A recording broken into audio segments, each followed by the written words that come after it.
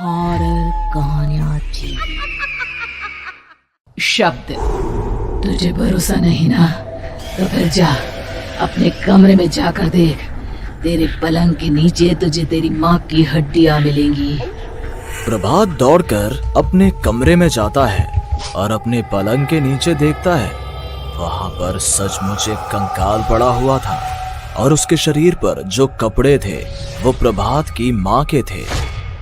क्या बात है, आज तो आप सुबह से ही बहुत बिजी हैं। ऐसा क्या लिख रहे हैं? बस एक फैमिली की कहानी लिख रहा था। जैसे हमारी फैमिली है ना, तुम, माँ और मैं, लेकिन थोड़े अलग तरीके से, क्योंकि ये कहानी हॉरर है और इसमें जो आदमी है ना, मैंने उसकी बीवी को मार दिया है। मतलब कहानी में ऐसा लिखा है। और जानती हो, उसके बाद जो बीवी है ना, वो एक बुरी आत्मा बन जाती है।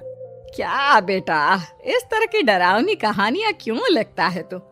जानता है ना, हम जो सोचते हैं, जो लिखते हैं, हमारा दिमाग पूरा दिन वैसा ही होता रहता है। माँ, परेशान होने वाली क्या बात है? राइटर हूँ मैं, मेरा तो काम है कहानियां लिखना। और वैसे भी ये सिर्फ एक कहानी है माँ, कोई सच नहीं है। उसके बाद कुछ दिन बीत जाते हैं। एक रात प्रभात को अपने ऑफिस से लौटने में देरी हो जाती है। रात के लगभग 12 बजे हुए थे।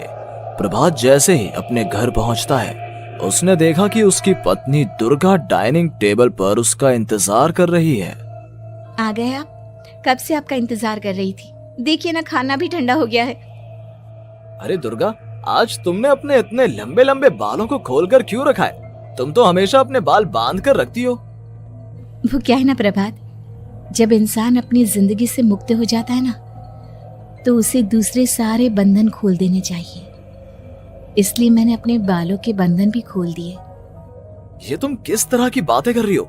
तुम ठीक तो हो? मैं बिल्कुल ठीक हूँ प्रभात। अच्छा चलो खाना खाओ। वो क्या है ना दुर्गा, मुझे भूख नहीं है। ऑफिस में कुछ खा लिया था। कोई बात नहीं, मैं तुम्हारे लिए एप्पल काट देती हूँ, एप्पल खा लो। नहीं दुर्गा, मुझे नहीं खाना है, मेरा मन नहीं है यार। तभी अचानक से दुर्गा अपने हाथ में एक बड़ा सा चाकू लेकर प्रभात पर हमला कर देती है। प्रभात अपने आप को बचाने की कोशिश करता है। आज मैं तुझे नहीं छोड़ूंगी, तुझे अपने साथ लेकर जाऊंगी अपनी दुनिया में। ये क्या बोल रही हो तुम? तुम्हारा दिमाग खराब हो गया है। आखिर तुम हो कौन? दुर्गा अपनी गर्दन टेढ़ी करते हुए बोलती है। मैं दुर्गा हूँ, तुम्हारी पत्नी। ध्यान से देखो मेरी आंखों में। प्रभात बुरी तरह से डर जाता है और घबराहट में वो चाकू अपनी पत्नी के पेट में मार देता है। उसकी पत्नी की वहीं के वहीं मौत हो जाती है और उसकी चीख की आवाज सुनकर उर्मिला दौड़ते हुए बाहर आती है। ये तूने क्या किया प्रभात? तुमने अपनी पत्नी का खून कर दिया। लेकिन तू तो उसे बहुत प्यार करता था बेटा। तूने बहू को क्यों मार डाला? माँ, ये आपकी बहू नहीं थी, इसके अंदर कोई बुरी आत्मा घुसाई थी। मैं नहीं जानता ये सब कैसे हो गया, लेकिन वो मुझ पर हमला कर रही थी, मुझे मारने की कोशिश कर रही थी। माँ, मैंने कुछ नहीं किया। ये तूने क्या कर दिया बेटा? दुर्गा ने मुझे कहा था कि वो तेरी कहानी को उस कैरेक्टर की तरह एक्टिंग करके तुझे डराने की कोशिश करेगी। अरे वो तो तेरे साथ मजाक कर रही थी। हे भगवान, ये क्या हो गया? इसका मतलब दुर्गा। लेकिन माँ, मैंने जो कहानी लिखी थी उसमें भी ऐसा ही हुआ था। उस औरत ने अपने पति के साथ मजाक किया और गलती से उसके पति ने उसके पेट में चाकू मार दिया। मेरी कहानी सच कैसे हो सकती है? माँ, मुझे बहुत डर लग रहा है। अब ये सोच, दुर्गा की लाश का क्या करें हम? अगर गलती से भी ये बात बाहर फैल गई ना, तो तुझे पूरी जिंदगी जेल की सलाखों के पीछे रहना पड़ेगा। एक काम करते हैं माँ, हम घर के पीछे वाले बगीचे में उसकी लाश को दबा देते हैं। अगर कोई पूछेगा तो कह देंगे कि उर्मिला अपने मायके गई और फिर एक दिन हम भी अचानक यहाँ से कहीं दूर चले जाएंगे। कोई नहीं आएगा हमें पूछने, कोई नहीं आएगा माँ, बाद में जो होगा हम देख लेंगे।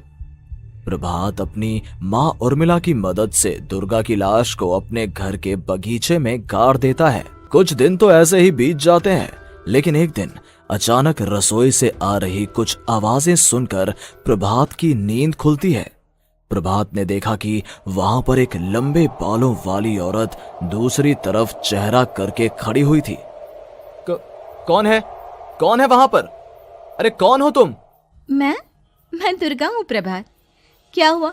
मुझसे इस तरह के सवाल क्यों कर रहे हो तुम? तुम दुर्गा नहीं हो सकती। दुर्गा तो प्रभात, मैं तुम्हारी पत्नी हूँ, तुम मुझे कैसे भूल सकते हो? 4 दिन के लिए मायके क्या चली गई, तुम तो मुझे भूल ही गए। अब अगली बार ना मैं कहीं नहीं जाऊंगी। पता चला तुमने तो मुझे पहचानने से ही इनकार कर दिया। नहीं, तुम दुर्गा नहीं हो सकती।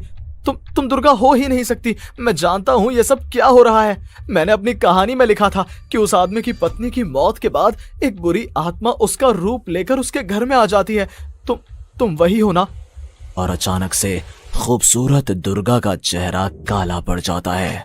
उसकी आंखें लाल हो जाती हैं और पूरे शरीर पर बाल, लंबे नुकीले नाखून, उसके दोनों पैर उल्टे हो जाते हैं और बेहद डरावनी आवाज में वो चिल्लाकर कहती है, बुरी आत्मा, मेरा खून करके मुझे अपने ही घर में गाड़ कर तू मुझे बुरी आत्मा कह रहा है?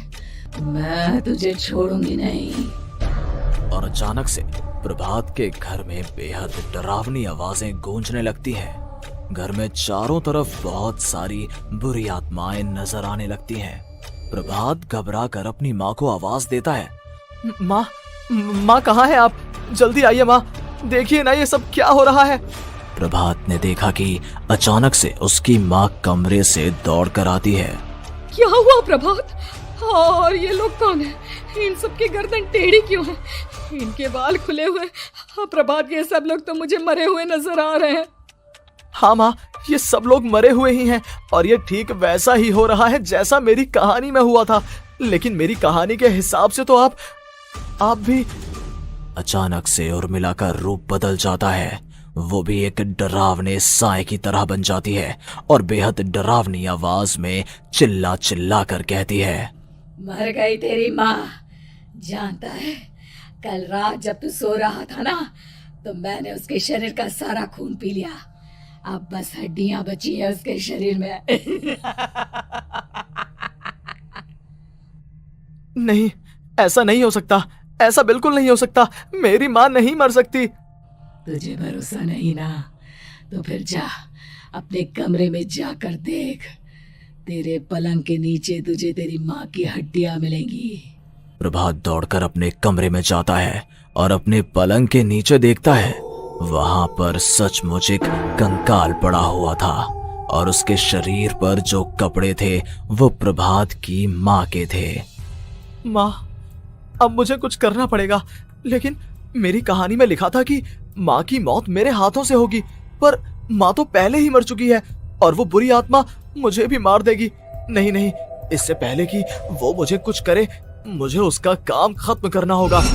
प्रभात अपने हाथ में बड़ा सा चाकू लेकर उस बुरी आत्मा पर हमला कर देता है जिसने प्रभात की माँ का रूप लिया हुआ था, और अगले ही पल वो नीचे गिर जाती है और उसके शरीर से खून बहने लगता है। ऐसा नहीं हो सकता। एक बुरी आत्मा के शरीर में तो खून होता ही नहीं है। तो क्या सच में मैंने अपनी माँ को मार दिया? लेकिन अभी कुछ देर पहले तो फिर वो कंकाल किसका है? और ये कौन है? मैं पागल हो जाऊंगा। और अपनी माँ की लाश, इसका मैं क्या करूं? लोग पूछेंगे तो मैं क्या जवाब दूंगा? तभी वहां पर दुर्गा का रूप लेकर जो आत्मा थी उसने प्रभात से कहा, गाड़ दे अपनी माँ को ले जाकर उसी जगह जहाँ तूने मेरा खून करके मुझे गाड़ दिया था। जा, चला जा। घबराया हुआ प्रभात पागलों की तरह अपनी माँ की लाश को लेकर बगीचे में गाड़ देता है। प्रभात की हालत पागलों जैसी हो जाती है। वो अपने आप को अपने घर में बंद कर लेता है। कहानी के हिसाब से तो आगे ये हुआ था कि कहानी लिखने वाले ने उन बुरी आत्माओं से डरकर आत्महत्या कर ली थी। तो क्या मैं भी मर जाऊंगा? क्या मैं भी आत्महत्या कर लूंगा? एक काम करता हूँ, मैं अपनी कहानी का अंत बदल देता हूँ। हाँ, ये मैंने पहले क्यों नहीं सोचा। मैं लिख दूंगा कि कहानी को लिखने वाला आत्महत्या नहीं करता, बल्कि कहीं दूर जाकर नए सिरे से अपनी जिंदगी शुरू करता है। यही सोचकर प्रभात ने अपनी लिखी हुई कहानी को बाहर निकाला और उसे पढ़ना शुरू किया। ये देखकर वो हैरान रह गया कि कहानी का क्लाइमैक्स तो किसी ने पहले ही बदल दिया था। ये क्या? इसमें तो लिखा हुआ है कि आखिर में उस लेखक की पत्नी और माँ दोनों बगीचे में जिंदा दफन थे। बुरी आत्माओं ने उनको कैद करके रखा था और वो लेखक अपनी माँ और पत्नी दोनों को जिंदा बाहर निकाल लेता है। लेकिन ये सब लिख किसने दिया? प्रभात दौड़कर बगीचे में जाता है और वहां पर खुदाई करना शुरू कर देता है। प्रभात देखता है कि वहां पर लकड़ी के 2 बड़े संदूक हैं और उनके अंदर से आवाजें आ रही हैं। प्रभात, प्रभात बचा लो मुझे, अगर थोड़ी देर और हो गई तो वो मुझे छोड़ेगी नहीं। बेटा देखो, मैं इस बक्से के अंदर बंद हूँ, प्लीज मुझे बाहर निकालो, वो बुरी आत्मा किसी भी वक्त मुझे मार डालेगी। प्रभात वो दोनों बक्से बाहर निकालता है और अपनी पत्नी और माँ दोनों को आजाद करवा लेता है। लेकिन तभी वहां पर अचानक से एक बेहद डरावनी और खौफनाक दिखने वाली औरत आ जाती है।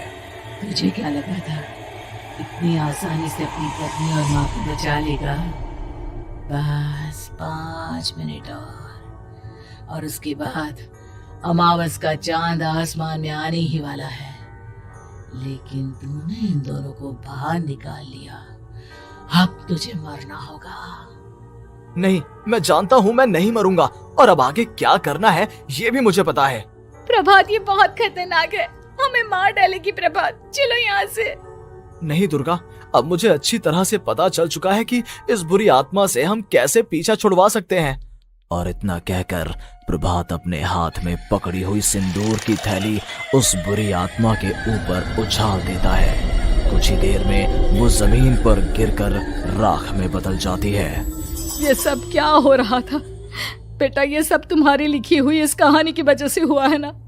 नहीं माँ, पहले मुझे भी ऐसा ही लगा, लेकिन बाद में पता चला कि बरसों पहले हमारे इस बगीचे की जमीन के अंदर किसी को जिंदा गाड़ दिया गया था और बस उसी औरत की आत्मा हमें परेशान कर रही थी। उसी ने मेरे शब्दों में जान डालकर उस कहानी को जिंदा कर दिया था। मुझे माफ कर दो प्रभात, मैंने आपकी कहानी के साथ छेड़छाड़ की थी और उसे बदल दिया था। माफी मांगने की जरूरत नहीं है दुर्गा, तुम्हारे उस बदलाव की वजह से ही आज हम सब जिंदा हैं, क्योंकि आखिर में कहानी में वो हुआ जो तुमने लिखा था।